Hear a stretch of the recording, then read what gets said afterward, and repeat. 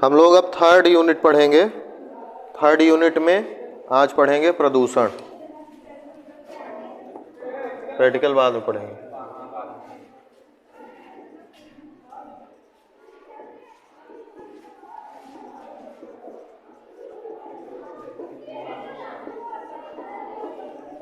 प्रदूषण क्या है? इसको प्रदूषण कहेंगे। प्रदूषण शब्द आप लोग बहुत छोटी ही कक्षाओं से सुन रहे होंगे, पढ़ रहे होंगे। बताएंगे कुछ? देखिए, जो भी आपके जीवन के लिए ज़रूरी चीज़ें हैं, पानी हो गया, हवा हो गई, है ना, मृदा हो गई, और जो और क्या है, पानी हो गया, मृदा हो गया, वायु हो गई, है ना, ध्वनि हो गया, है ना, ये सब आपके जीवन को प्रभावित करने वाली चीज़ें हैं। तो जो भी आपके जीवन के लिए आवश्यक तत्व हैं, अगर उनमें कुछ अवांछित तत्वों का प्रवेश हो जाता है ना, जो कि उनका जो स्ट्रक्चर है, चाहे भौतिक रूप से हो चाहे रासायनिक रूप से, उनमें डिस्टरबेंस पैदा कर दे, जिसका कि आपके ऊपर हानिकारक प्रभाव पड़े, उसी को प्रदूषण कहते हैं। प्रदूषण मतलब कि प्रदूषक एक शब्द होता है, प्रदूषक। प्रदूषक प्रदूषक प्रदूषक क्या होता है?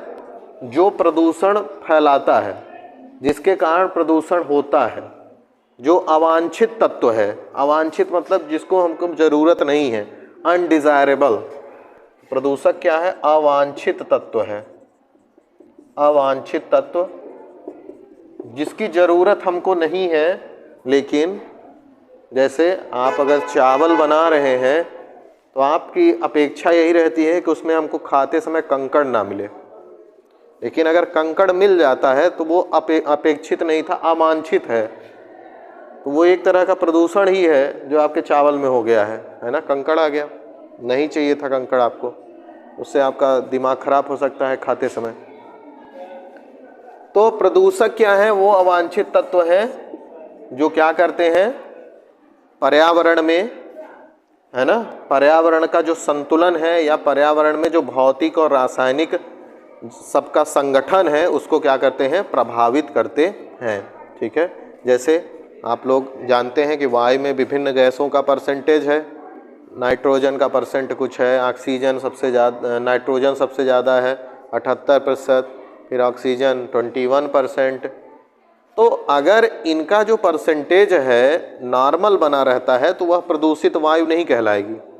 लेकिन जैसे ही किसी इसमें कोई और गैस का परसेंटेज बढ़ जाए, ऑक्सीजन का परसेंट कम हो जाए, तो वह प्रदूषक की तरह ही कार्य करेगा, है ना।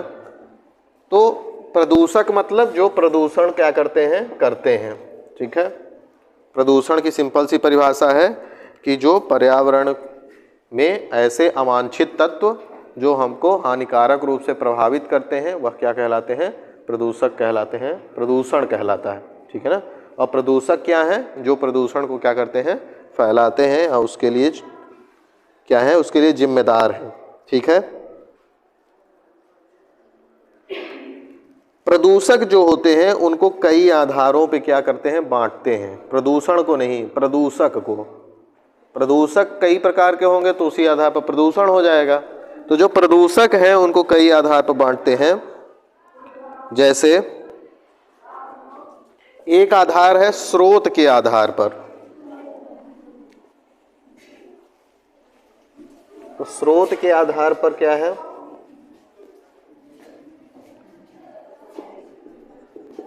स्रोत के आधार पर प्राथमिक प्रदूषक और द्वितीयक प्रदूषक। द्वितीयक प्रदूषक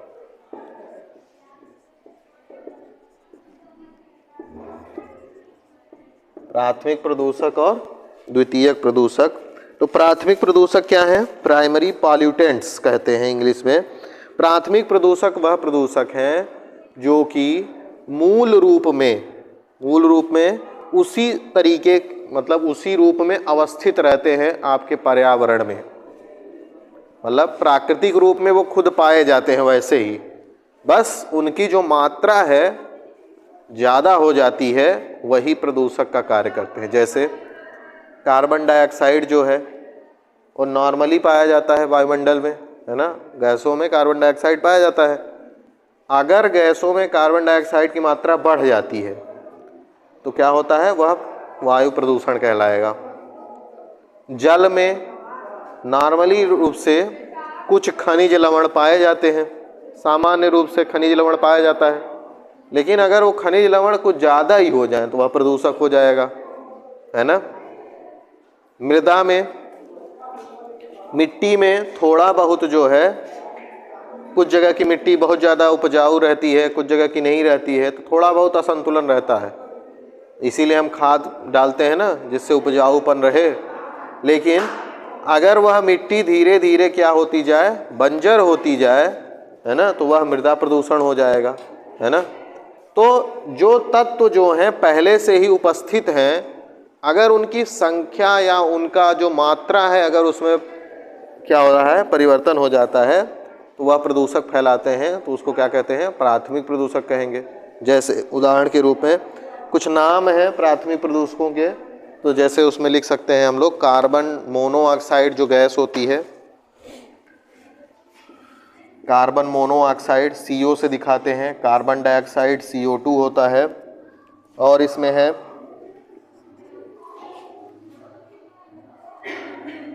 nitrogen oxide, nitrogen dioxide, sulphur oxide, ठीक है।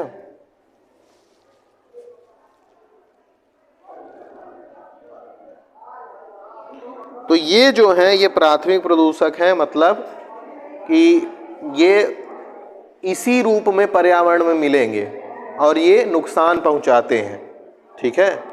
ये इसी रूप में पर्यावरण, जैसे ज्वालामुखी का उद्गार होता है तो उससे बहुत सारी गैसें निकलती हैं, ठीक है, तो उसमें कार्बन डाइऑक्साइड, नाइट्रोजन के ऑक्साइड, सल्फर के ऑक्साइड, ये सब हैं, ये नुकसान करते हैं। जैसे ये कार्बन मोनोऑक्साइड जो है, अगर आप जो लकड़ी जलाते हैं तो जो धुआं उठता है वो कार्बन जो होता है वो पूर्ण रूप से नहीं जला होता है, वो कार्बन मोनोऑक्साइड होता है उसमें। इसीलिए कहते हैं कि ठंडियों के महीने में जब आप कोयला जलाते हैं तो जब आप सोते हैं कमरे में तो उसमें रख के नहीं सोना चाहिए, और खिड़की उड़की तो नहीं ही बंद होनी चाहिए। क्यों? क्योंकि वो जो आधा जला होता है ना, अधजला जो होता है, अधजला कोई पदार्थ आप जला रहे हैं वो ठीक से नहीं जल रहा है। जैसे अगर आप भीगी हुई लकड़ी को जलाएंगे तो बहुत धुआं देता है, वो कार्बन मोनोऑक्साइड है। कार्बन मोनोऑक्साइड आपके शरीर के लिए बहुत नुकसानदायक है। क्यों? क्योंकि आपको पता है कि ऑक्सीजन का ट्रेवल कैसे होता है, हीमोग्लोबिन, आपका खून जो है रेड कलर का है ना, वो क्यों है? क्योंकि उसमें लाल रक्त कणिकाएं पाई जाती हैं। आपके ब्लड में क्या पाया जाता है? ब्लड में RBC पाई जाती हैं, रेड ब्लड सेल्स भी कहते हैं, है ना। इन RBC में एक हीमोग्लोबिन पाया जाता है, ठीक है ना, हीमोग्लोबिन। यह क्या करता है कि जो आप श्वसन करते हैं ना तो वो हवा फेफड़े में जाती है, फेफड़े से वह खून में मिलता है, तो वो जो ऑक्सीजन है, ये हीमोग्लोबिन ऑक्सीजन को ले जाके कहाँ ले जाता है? कोशिकाओं तक, ठीक है। फिर कोशिकाओं से कार्बन डाइऑक्साइड को यही हीमोग्लोबिन कहाँ तक ले जाता है? फेफड़े तक। पहले हृदय तक ले जाएगा, फिर फेफड़े तक पहुंचेगा, और फिर फेफड़े से आप बाहर कर देंगे, है ना। तो आप श्वसन लिए, हवा गई, हीमोग्लोबिन ने ऑक्सीजन को कोशिका तक पहुंचाया, कोशिका से जो कार्बन डाइऑक्साइड मिला उसको वापस फेफड़े तक ले जाके बाहर कर दी। ये क्रिया होती है श्वसन की आपके शरीर में। लेकिन अगर ऑक्सीजन है और कार्बन मोनोऑक्साइड है तो हीमोग्लोबिन इससे ज़्यादा तेजी से जुड़ता है, समझ रहे हैं? अगर दो चीज़ें उपलब्ध हैं आपके हीमोग्लोबिन के सामने, ऑक्सीजन और कार्बन मोनोऑक्साइड, तो वो कार्बन मोनोऑक्साइड को ज़्यादा तेज़ी से जुड़ता है, और जब कार्बन मोनोऑक्साइड को जुड़ जाएगा तो आपके शरीर में ऑक्सीजन का लेवल क्या होता जाएगा, कम होता जाएगा, और धीरे धीरे आप मृत्यु की तरफ क्या होते जाएंगे, बढ़ते जाएंगे। तो ऐसी न्यूज़ ठंडी में कभी कभी आप सुने होंगे कि 2-4 लोग थे घर के, उन्होंने खिड़की उड़की बंद कर दी ठंड की मारा, और अंगीठी को जलाया, कोयला को, और नीचे रख दिया बिस्तर के। सुबह उठे तो कोई जिंदा नहीं था। क्यों? क्योंकि पूरे शरीर में कार्बन मोनोऑक्साइड लेवल बढ़ गया। कोशिकाओं को जब ऑक्सीजन नहीं मिलेगा तो ऊर्जा ही नहीं बना पाएंगी, और श्वसन का कार्य नहीं हो पाएगा, आपका दिमाग बंद हो जाएगा, सब बंद हो जाएगा, है ना। तो ये चीज़ें ध्यान रखनी चाहिए। ये जनरल नॉलेज का भी क्वेश्चन है, तो समझ में आई ये बात कि नहीं। तो ये जो है प्राथमिक प्रदूषक, मतलब ये प्राकृतिक रूप में अपने ही स्वरूप में पर्यावरण में मिलते हैं। कार्बन डाइऑक्साइड प्राकृतिक रूप से मिलता है, कार्बन मोनोऑक्साइड मिलता है, और ये कहाँ से मिलते हैं? ज्वालामुखी क्रिया हो रही है उससे निकल गए, उद्योग स्थापित किए हैं उससे निकल रहे हैं, है ना, वाहन चलाते हैं तो उससे गैसें निकलती हैं ईंधन जलने से। दूसरे जो हैं द्वितीयक, ये प्राथमिक प्रदूषकों के आपस में क्रिया से बनते हैं। द्वितीयक प्रदूषक कैसे बनते हैं? प्राथमिक प्रदूषक जब आपस में क्रिया करते हैं, जुड़ते हैं, उससे कौन बनता है? द्वितीयक प्रदूषक बनता है। तो द्वितीयक प्रदूषक में कौन कौन आएगा? जैसे SO3, H2SO4, ओजोन भी इसी में आता है ना, बहुत सारे हैं, नाइट्रिक अम्ल HNO3, HNO3, है ना। जैसे एक का उदाहरण मैं समझा दे रहा हूँ कैसे ये बनते हैं। जैसे H2SO4 है तो कैसे बनता है ये? सल्फर डाइऑक्साइड, आपको इसमें दिख रहा है कहीं? ये SO नहीं लिखा गया है, SO2 इसी में आता है। SO2 प्राथमिक प्रदूषक है ना, सल्फर डाइऑक्साइड। यह जब जल से क्रिया करता है H2O से तो H2SO4 बनता है, ठीक है ना, इसको आप सल्फ्यूरिक अम्ल कहते हैं। तो ये कैसे बन रहा है? प्राथमिक प्रदूषक क्रिया कर लिया जल से तो क्या बन गया? द्वितीयक प्रदूषक, है ना। तो ये द्वितीयक प्रदूषक स्वतंत्र रूप से नहीं मिलते हैं, प्राथमिक प्रदूषकों के क्रिया करने से क्या होते हैं? मिलते हैं, ठीक है। तो स्रोत के आधार पर प्राथमिक और द्वितीयक प्रदूषक होते हैं। बात समझ में आई कि नहीं? फिर दूसरा आधार है इसमें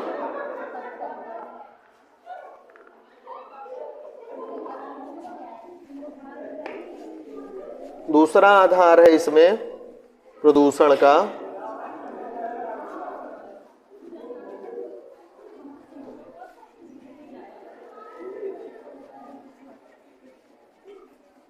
वह है अस्तित्व के आधार पर, उनके एग्जिस्टेंस के आधार पर।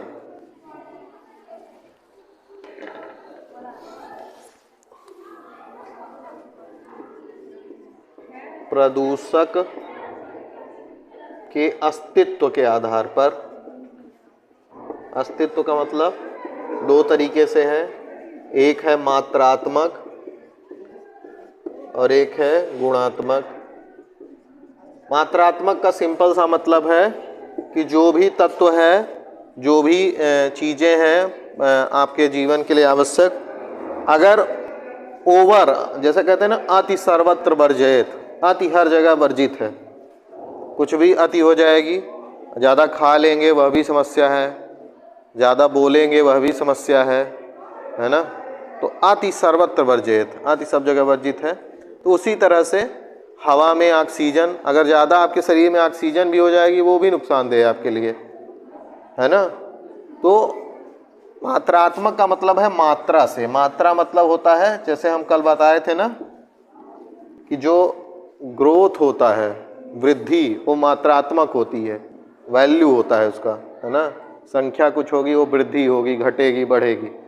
तो मात्रात्मक मतलब कि जैसे मान लीजिए उदाहरण के तौर पर अभी आपको बताए थे कि हवा है, हवा में कुछ मात्रा में कार्बन डाइऑक्साइड है, लेकिन अगर किसी कारणवश इसकी मात्रा बढ़ जाएगी तो ये एक प्रदूषण का कारण बन जाएगा, वह भी प्रदूषण कहलाएगा। ठीक है। गुणात्मक क्या होता है? गुणात्मक हम लोग जो है चीज़ें बनाते हैं जो पर्यावरण के लिए नुकसानदेह हैं, जैसे हम बहुत सारे केमिकल्स बनाते हैं जिनका प्रयोग खेती किसानी में करते रहते हैं, है ना, कि कीड़े आदि न लगें। लेकिन वो केवल कीड़ों के लिए नहीं होता, आप खेत में डाल रहे हैं कीटनाशक तो वो फसलों में भी किसी न किसी रूप में पहुंच जाता है, फिर आप उन फसलों को खाते हैं तो अंततः आपके शरीर में आ जाता है। आप खेतों में डालते हैं कीटनाशक, वह पानी बह के किसी न किसी रूप में नदियों में तालाबों में पहुंचता है, वहाँ पे मछलियाँ हैं, मछलियाँ जो हैं जल को ग्रहण करती हैं, उनके शरीर में पहुंचता है, फिर आप मछलियों को खाते हैं तो आपके शरीर में पहुंच जाता है। वही दाना आप मुर्गियों को, बकरियों को, सबको खिला रहे हैं, वही उनसे आप ग्रहण कर रहे हैं। आप बहुत सारे घासों को खेतों में लगाते हैं, फिर गाय को, भैंस को खिलाते हैं, फिर उन्हीं के विभिन्न पदार्थ को आप ग्रहण करते हैं तो आपके शरीर में पहुंच रहा है। तो ये सब हम ही कर रहे हैं। जो प्रदूषक का तत्व है वो हमारे द्वारा जनरेट किए जाते हैं, वो किस में आते हैं? गुणात्मक में आते हैं। जैसे उदाहरण के रूप में एक दवा थी DDT, डाईक्लोरो डाईफिनाइल ट्राईक्लोरोइथेन, DDT, ये बैन हो चुकी है, कीटनाशक दवा है ना, पहले इसका बहुत प्रयोग होता था। एक जैसे दवा हम एक दिन और बता रहे थे आप लोगों को, डाइक्लोफेनिक, डाइक्लो है ना, जो दर्द की दवा होती है डाइक्लोफेनिक, यह पशुओं को जो दी जाती थी, इससे क्या है, बहुत सारे जो पक्षी हैं जैसे गिद्ध है, बाज है, ये जब पशुओं को खाते थे, अगर उस पशु ने कभी डाइक्लोफेनिक खाया है तो जब आप कोई दवाई खाते हो ना तो उसके कुछ एलिमेंट्स आपके जो सेल्स हैं उसमें, वसा में, फैट जो आपके शरीर में है उसमें इकट्ठा हो जाता है। तो जब वो कोई जीव मरता है तो वो जब जीव जंतु उसको खाते हैं तो उनके भी शरीर में पहुंच जाता है, तो उनके जो अंडे थे वो क्या हो जा रहे थे, उनका जो शेल होता है अंडे का ऊपरी वाला सेल वो कमज़ोर हो जाता है, तो वो जल्दी ही फूट जा रहे थे, जिससे उनके बच्चे नहीं ग्रोथ कर पा रहे थे, है ना। तो ये सब समस्याएं हो रही थी, इसीलिए बैन कर दिया गया। तो गुणात्मक प्रदूषण में ये होता है। ठीक है। एक और है इसमें, तो प्रदूषक के अस्तित्व के आधार पर हो गया, एक है प्रदूषण के निवारण के आधार पर। प्रदूषण के निवारण के आधार पर जैव निम्नीकृत, जैव निम्नीकृत, अजैव निम्नीकृत। जैव निम्नीकृत मतलब कि जिसको सूक्ष्म जीव क्या करते हैं, नष्ट कर सकते हैं। जैसे आपने बहुत सारी सब्जी बनाई, सब्जी का छिलका फेंक दिया, वह एक तरह का प्रदूषक ही है, उसको कहेंगे ठोस अपशिष्ट प्रदूषक, प्लास्टिक वेस्ट। ठीक है, प्लास्टिक नहीं, सॉलिड वेस्ट। तो वो सॉलिड वेस्ट ऐसा है कि जिसको सूक्ष्म जीव क्या करते हैं, नष्ट कर देंगे, है ना। लेकिन अगर आप पॉलीथीन, प्लास्टिक फेंक देंगे तो उसको सूक्ष्म जीव नहीं नष्ट कर पाएंगे। तो जो जैव निम्नीकृत है उसमें सूक्ष्म जीव क्या करते हैं, उनको नष्ट कर देते हैं, और अजैव निम्नीकृत में सूक्ष्म जीव उनको नष्ट नहीं कर पाते हैं, वो बायोडिग्रेडेबल नहीं है और वो बायोडिग्रेडेबल है। ठीक है ना। तो ये है उदाहरण के रूप में। आप जैव निम्नीकृत में जैसे कागज हो गया, सब्जी का छिलका हो गया, है ना, जो जनरल चीज़ें हैं, और जो अजैव निम्नीकृत है उसमें प्लास्टिक हो गया, शीशा हो गया, ये सब अजैव निम्नीकृत में आएंगे। ठीक है। तो ये तो रहा कुछ प्रदूषण के बारे में। अब हम लोग बात करेंगे वायु प्रदूषण के बारे में। ठीक है। हमको 2-3 प्रदूषण पढ़ने हैं, एक वायु प्रदूषण, एक जल प्रदूषण और एक सॉलिड वेस्ट, ठोस अपशिष्ट प्रदूषण। 3 प्रदूषण आपके सिलेबस में है। तो वायु प्रदूषण क्या है? वायु प्रदूषण का मतलब यही है कि वायु का जो संगठन है, कंपोनेंट्स हैं वायु के, जिसमें विभिन्न तरह की गैसें हैं, उनका जो एक निश्चित अनुपात है, निश्चित परसेंटेज है, उसमें किसी अनावश्यक जो है, अवांछित जो गैस है या जो गैसें हैं उन्हीं में से किसी का परसेंटेज क्या हो जाए, बढ़ जाए, तो वह क्या होगा, प्रदूषण कहलाएगा, वायु प्रदूषण। तो वायु में किसी ऐसे अनावांछित गैस का प्रवेश या जो गैसें हैं उन्हीं का जो प्रतिशत है वह असंतुलित हो जाए, वही क्या कहलाएगा, वायु प्रदूषण कहलाएगा। ठीक है। तो वायु प्रदूषण जो है वो जो अवांछित चीज है वो दो तरह की हो सकती है, दो क्या तीन तरह की हो सकती है। ठोस भी हो सकता है, अगर हवा में छोटे जैसे धूल उड़ती है ना, जब कोई वाहन गुजरता है बगल से तो धूल उड़ती है, सांस लेते हैं तो वो धूल के कण भी श्वसन के साथ आपके फेफड़े में पहुंच जा रहा है, तो वो ठोस है ना धूल का कण।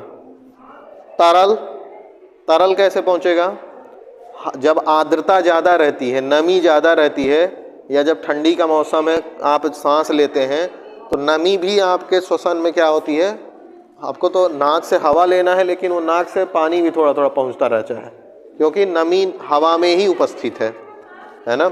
और गैसें तो हैं ही, गैसें विभिन्न तरीके की हैं, चूल्हे के सामने बैठ जाइए तो गैसें मिल जाएंगी आपको, वाहन गुजर रहा है तो बहुत सारी गैसें मिल जाएंगी।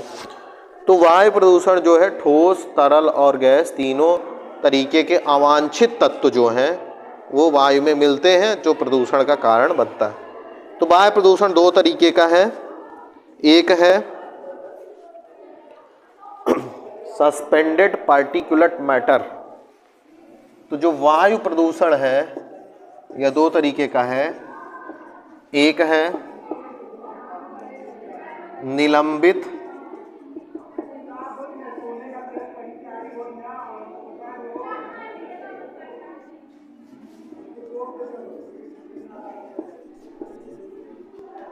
निलंबित कणकीय सस्पेंडेड पार्टिकुलेट मैटर या स्पीएम कहते हैं, सस्पेंडेड पार्टिकुलेट मैटर। दूसरा है गैसीय, है ना।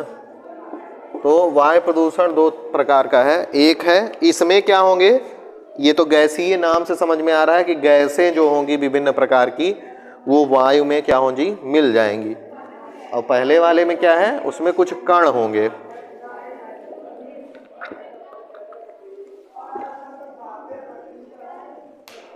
वो जो कण है वो क्या होंगे, वायु में मिल जाएंगे, छोटे छोटे कण। तो वो क्या है, कणकीय प्रदूषण, कणकीय लिखिए।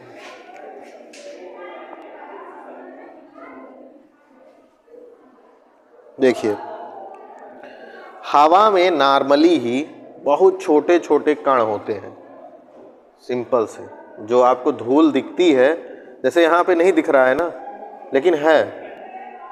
अभी यहाँ पे एक टार्च जला दी जाए, आप कभी देखे होंगे रात में टार्च जलाइए तो पता नहीं क्या उड़ता रहता है ना।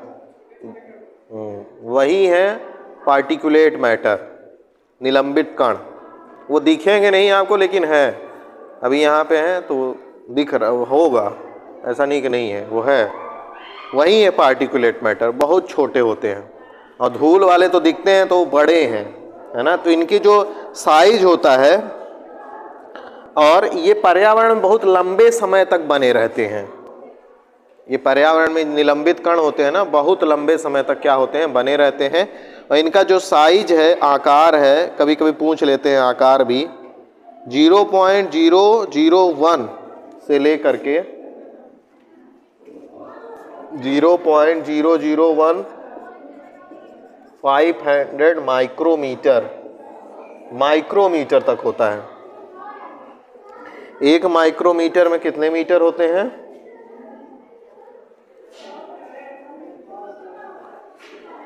एक माइक्रोमीटर में 10⁻⁻6 मीटर होता है। 10⁻⁻6, -6 मतलब 1/10⁻6, मतलब एक जो है उसमें आप 10⁻6 से भाग देंगे तो जितना आएगा वो बहुत छोटा।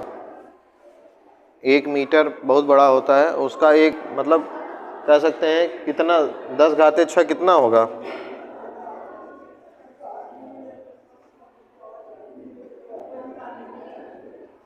मतलब 1 मीटर का 10 लाखवां भाग, 1 मीटर का 10 लाखवां भाग 1 माइक्रोमीटर होता है। ठीक है, बहुत छोटा कण। तो ये क्या है, पर्यावरण बहुत समय तक क्या होते हैं, उपस्थित रहते हैं। जैसे आपने एक शब्द सुना होगा एरोसोल, सुना है कभी न्यूज में? एरोसोल, जैसे इस समय पे दिल्ली उल्ली में समस्याएं बढ़ जाती हैं, एरोसोल्स, है ना। तो ये सब जो है एरोसोल्स हो गया, यह निलंबित कण ही है। फ्लाई ऐश सुना होगा, नहीं सुने हैं?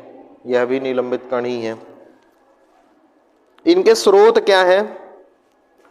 वाहन, जो वाहन चलते हैं इनमें ईंधन जलता है, तो ईंधन के जलने से, जैसे आपने देखा होगा अगर वाहन जो उसका साइलेंसर होता है, साइलेंसर जहाँ से धुआं निकलता है वहाँ बहुत सारा पदार्थ इकट्ठा हो जाता है।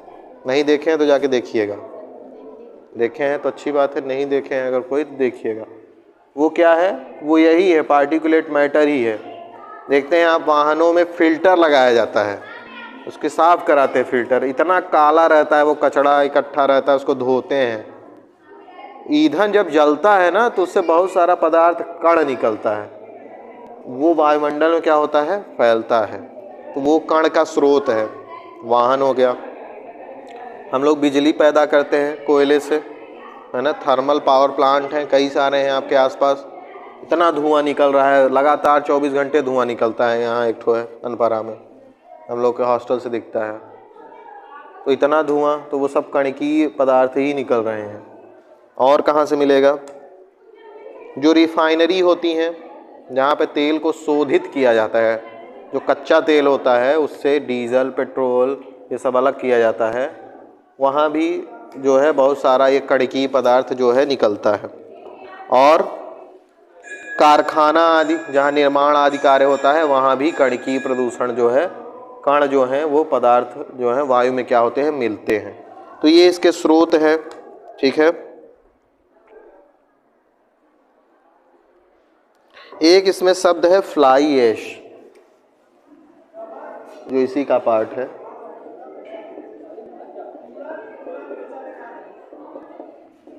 ठीक है, फ्लाई ऐश क्या है?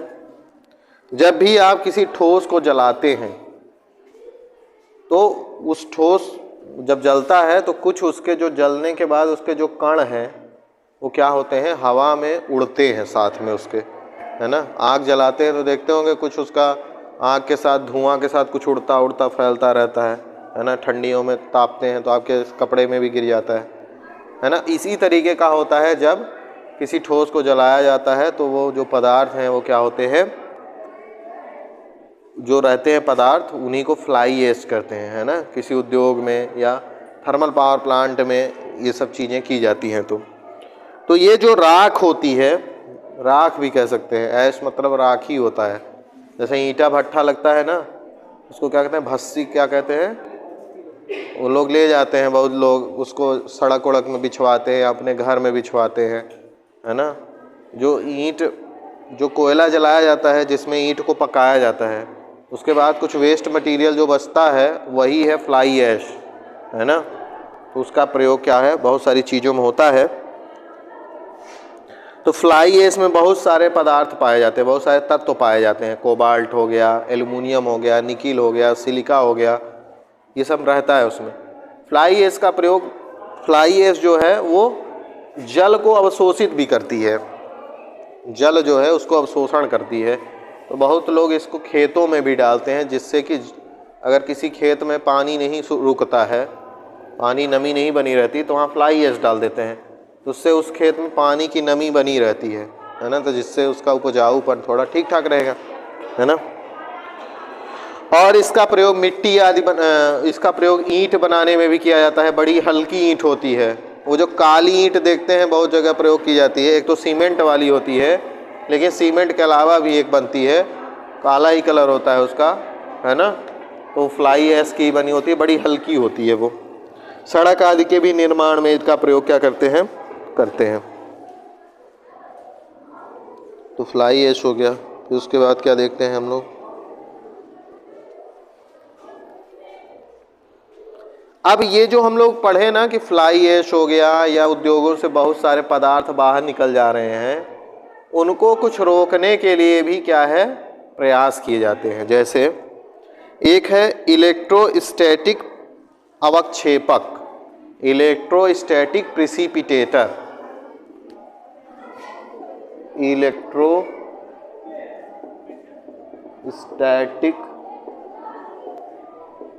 अवक्षेपक। क्या होता है यह इलेक्ट्रोस्टैटिक अवक्षेपक? यह क्या करता है कि जैसे आप चिमनी होती है ना उद्योगों की, चिमनियाँ बड़ी बड़ी, उसी में लगा दिया जाता है, तो वह क्या करता है, जो कण वाले पदार्थ है उनको वायु में मिलने से रोकता है, उनको छान लेता है, रोक लेता है, इकट्ठा कर लेता है ना, इसका काम यह है। गाड़ियों में एक एजेंट प्रयोग किया जाता है, एक तत्व प्रयोग किया जाता है, उसको कहते हैं tetraethyl lead, tetraethyl lead, anti knocking agent होता है, उसको कहते हैं टेट्राइथाइल लेड, जिससे कि जो वाहन है वो आसानी से चल सके, है ना, स्टार्ट हो आसानी से, चलते रहें। यह जो लेड होता है इसमें प्रयोग होता है, वह धुएं के माध्यम से बाहर आता है और बहुत सारी बीमारियों का कारण है वो मनुष्य में, है ना, टेट्राइथाइल लेड। फिर अगला जो हम लोग था एक गैसीय प्रदूषण। तो गैसीय में बहुत सारी जो गैसें हैं, जो अभी हम आपको बताए थे, कार्बन डाइऑक्साइड, कार्बन मोनोऑक्साइड, है ना, ओजोन, नाइट्रोजन के ऑक्साइड, यह विभिन्न माध्यमों से, उद्योगों से, वाहनों से वायुमंडल में क्या होते हैं, फैलते हैं और मनुष्य को नुकसान पहुंचाते हैं। ठीक है, इसके आगे इसमें थोड़ी चीज़ें